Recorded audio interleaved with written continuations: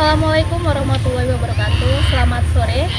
Perkenalkan, nama saya Vitasari Rahayu sebagai reporter yang akan mewawancarai seorang mahasiswa yang berkuliah di salah satu universitas yang ada di Bengkulu.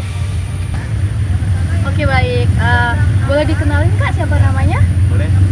Ya, perkenalkan, nama saya Jadi saya saat ini berkuliah di salah satu kampus yang ada di universitas yang ada di Bengkulu, yaitu Universitas Muhammadiyah Bengkulu, dan saya angkatan 22. Baik. Langsung saja ya Kak, saya kasih pertanyaan ini. Ya. Siapa sih yang biasanya paling berperan dan mendukung kesejahteraan mental mahasiswa pada saat ini?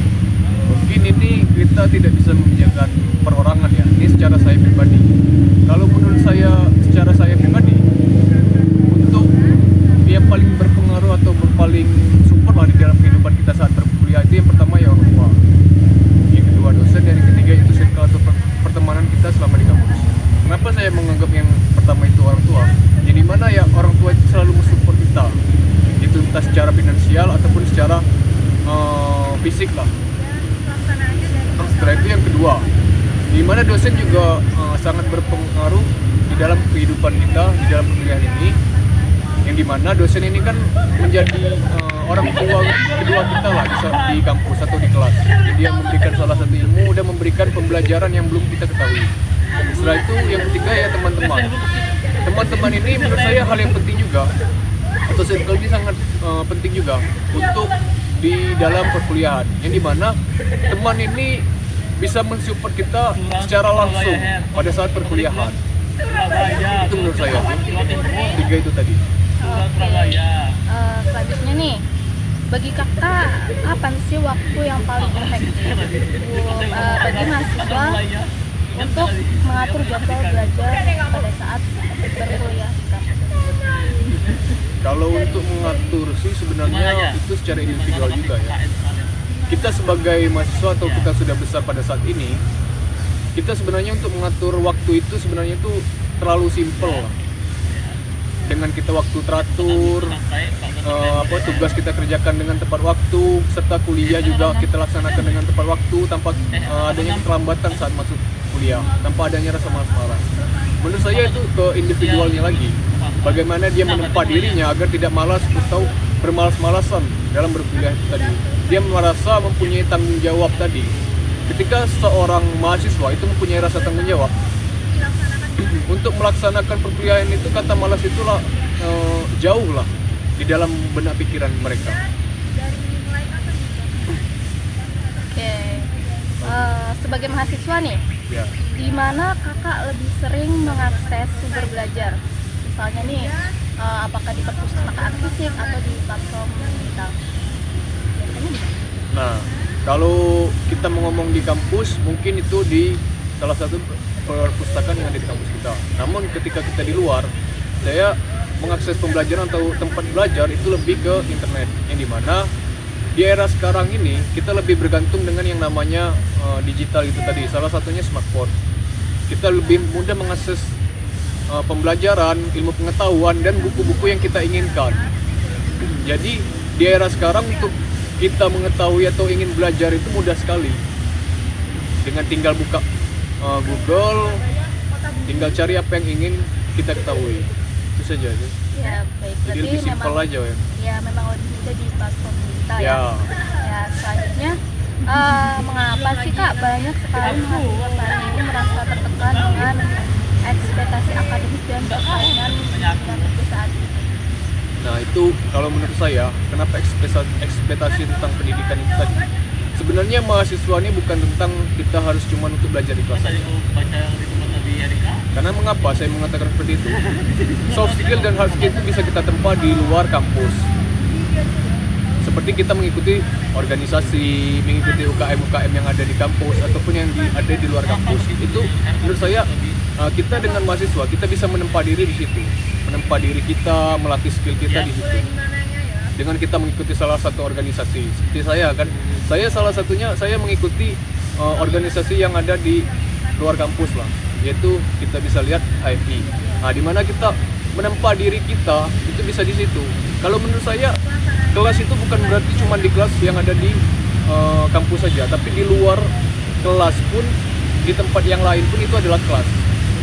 Jadi kita bisa banyak belajar hal lah yang kita pelajari di luar kampus, yang sebenarnya kita kampus kita dapatkan juga.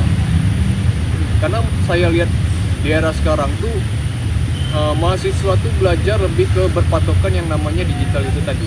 Yang belajar di era sekarang tuh bukan lagi mahasiswa, tapi digital itu tadi. Setiap presentasi, setiap dia bertanya, itu pasti dia berpatokan dengan yang namanya AI itu tadi. Tapi kita tidak bisa juga untuk menyalahkan mahasiswa itu tadi untuk salah menggunakan digital ini tadi. Dan juga tentang yang namanya pekerjaan. Di dalam organisasi itu kita bisa membangun suatu relasi lah. Membangun relasi, membangun lagi pemikiran kita, soft skill kita, hard skill kita, itu bisa di organisasi.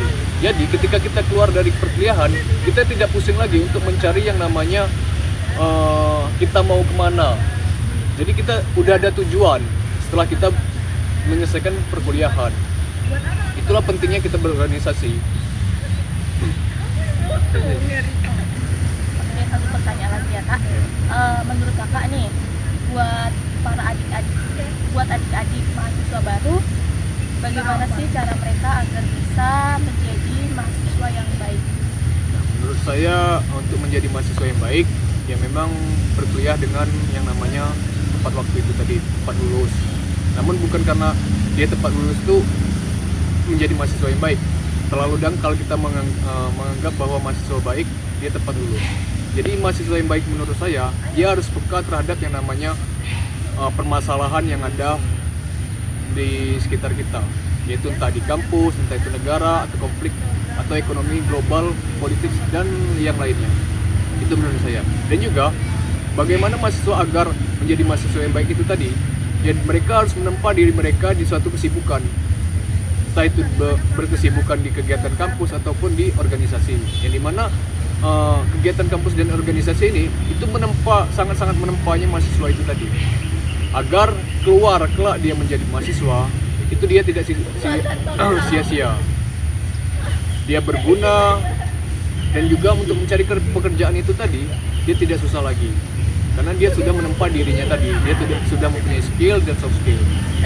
Dan saya ingatkan lagi untuk mahasiswa kelak, agar menghindari yang namanya menjadi mahasiswa kupu-kupu, hanya kuliah pulang.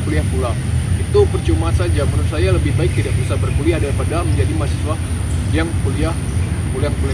Mungkin itu saja. Terima kasih dari saya. Terima kasih Kak Rio sudah meluangkan waktunya buat wawancara.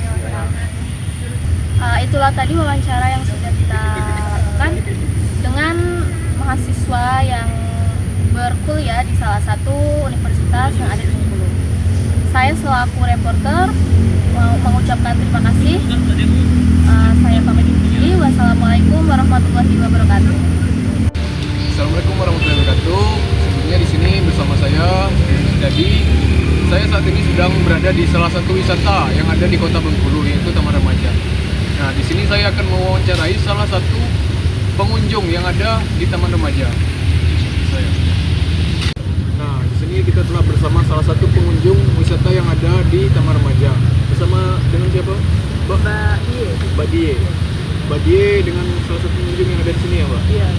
Nah, ini mungkin saya akan mewawancarai beberapa pertanyaan lah, Mbak, tentang Taman Remaja lah, Mbak. Nah, ini ada beberapa pertanyaan nih untuk Mbak Die.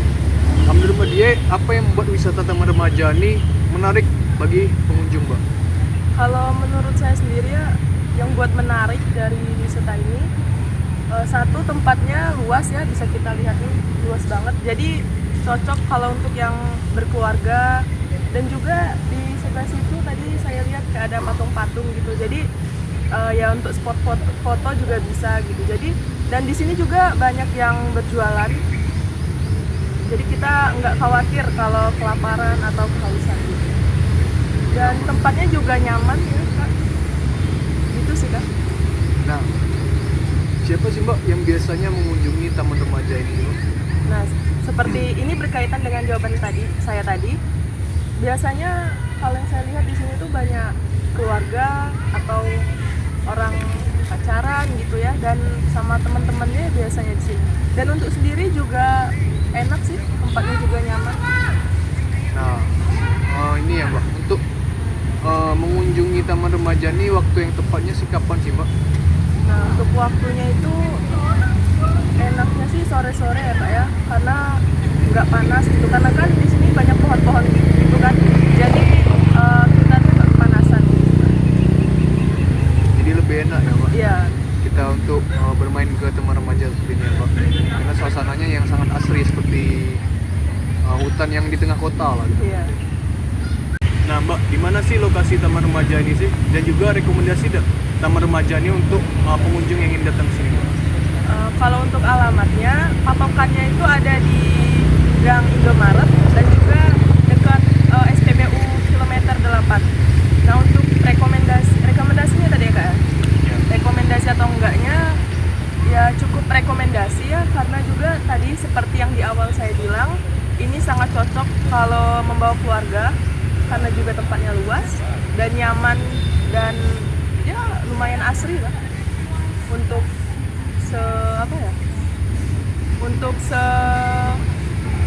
taman yang ada di kota gitu.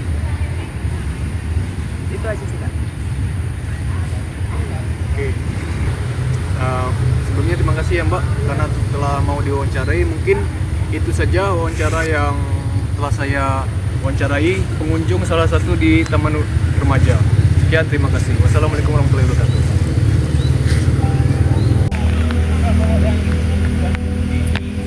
Assalamualaikum warahmatullahi wabarakatuh. Perkenalkan, nama saya Siva Isratul Nabila.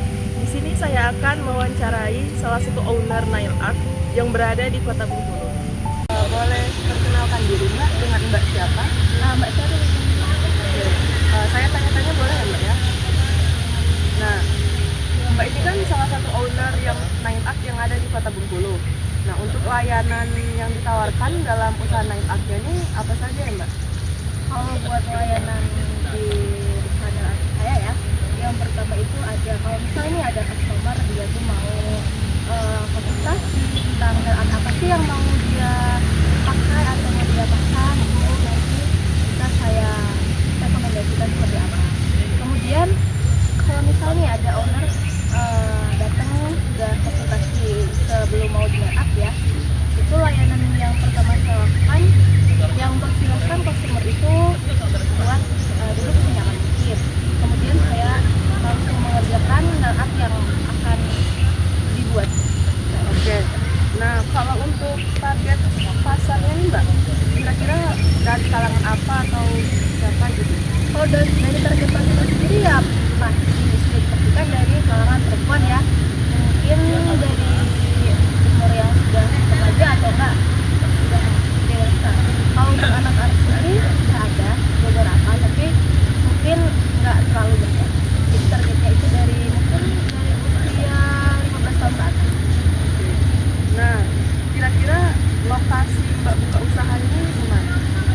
Kalau buat lokasi sendiri ada di Jalan Rangkong, yaitu bertepatan di belakang Universitas Muhammadiyah. Berarti di belakang kampus Iya, ya, di Mbak? belakang kampus. Untuk waktu ramenya gitu, rame yang order itu tuh di waktu-waktu yang seperti apa? Kalau buat rame order ya alhamdulillah. Kadang mereka itu nail art buat wedding, buat ya sehari-hari mereka juga bisa. Terus ada acara-acara juga gitu, biasanya mereka order di sana. Oh, berarti kayak di hari-hari penting gitu Iya, ya Mbak ya? tapi di hari biasa juga bisa. Nah, kenapa Mbak usaha nail art? Kenapa ya? Karena usaha nail art itu sebenarnya karena saya juga suka kuku ya, suka memperbanyak kuku, jadi saya punya pikiran mau kursus buat nail art. Jadi ya katanya. Nah, kalau untuk promosinya sendiri, Mbak ini promosi nail artnya lewat apa? Melalui sosmed kah? Ya itu kalau buat promosi saya biasanya lewat platform IG, Facebook, di TikTok, dan juga ada di Terima kasih Mbak Serdi sudah meluangkan meluangkan waktunya dan siap untuk saya wawancara. Sama. Baik, sekian wawancara dari saya. Wassalamualaikum warahmatullahi wabarakatuh.